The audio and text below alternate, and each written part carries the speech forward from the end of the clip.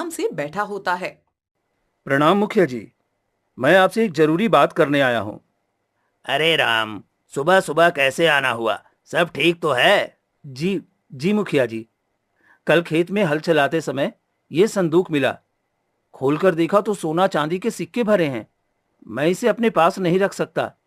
इसे आपको सौंपने आया हूँ ताकि आप असली मालिक को ढूंढकर लौटा सकें।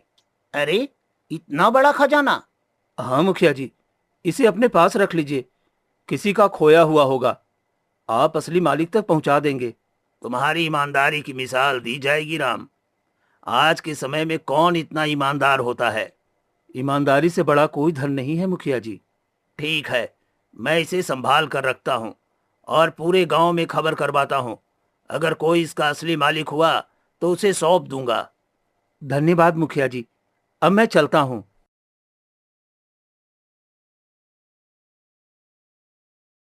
राम वहां से चला गया, लेकिन मुखिया की आंखों में लालच आ चुका था।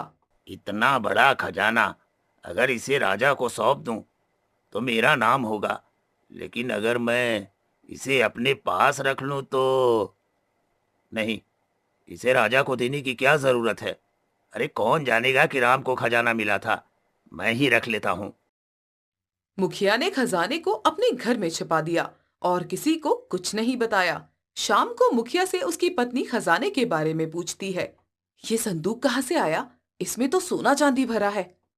राम को खेत में मिला था, वो इसे राजा तक पहुंचाने को कह रहा था, लेकिन मैंने सोच लिया है, इसे हम ही रख लेंगे। पर ये तो चोरी है, अगर किसी को पता चला तो? किसी को कुछ पता नहीं चलेगा। राम तो भोला भाला है, वो कभी किसी से कुछ नहीं कहेगा। लेकिन अगर राजा को पता चला तो हमारी खैर नहीं। राजा तक बात पहुंचेगी ही नहीं। तुम चिंता मत करो, ये खजाना अब हमारा है। मुखिया ने लालच में आकर अपनी ईमानदारी को त्याग दिया। राम को इस बात का अंदाजा तक नहीं था।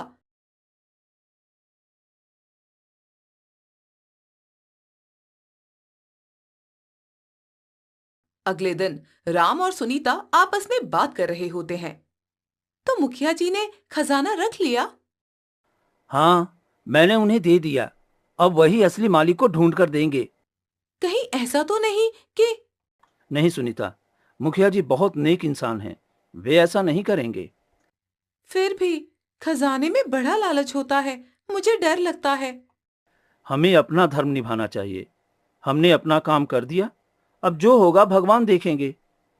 राम की ईमानदारी बनी रही, लेकिन मुखिया का लालच अब उसे गलत राह पर ले जा चुका था।